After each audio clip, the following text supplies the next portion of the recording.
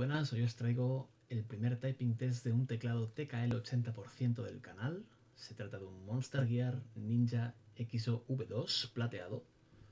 Son 3,5 kilos nada más y nada menos de teclado una vez ensamblado. Está fabricado en aluminio y latón. La plate se monta con un anclaje de tipo sándwich y está fabricada en latón rosado tratado con PVD con un acabado espejo precioso. Los estabilizadores son plate mount, han sido fijados a la plate, clipeados y engrasados por mí. Los switches son Tilios Turquoise de 63,5 gramos de fuerza, de la hornada más reciente sacada por GillPC. Y las teclas son Taihao PVT Double Shot negras. Así que sin más dilación os dejo con el typing test del teclado y espero que lo disfrutéis.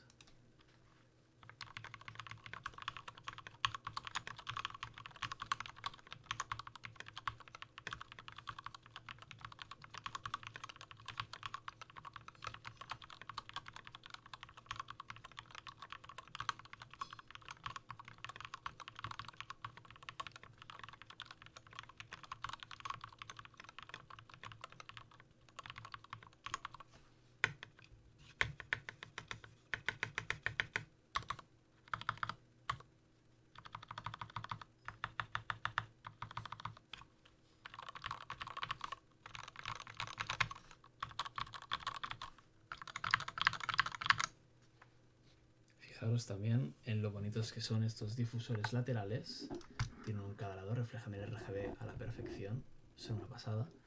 Y como os decía, por otro lado está la parte del peso de latón rosado que recorre toda la parte trasera y se junta con el difusor frontal.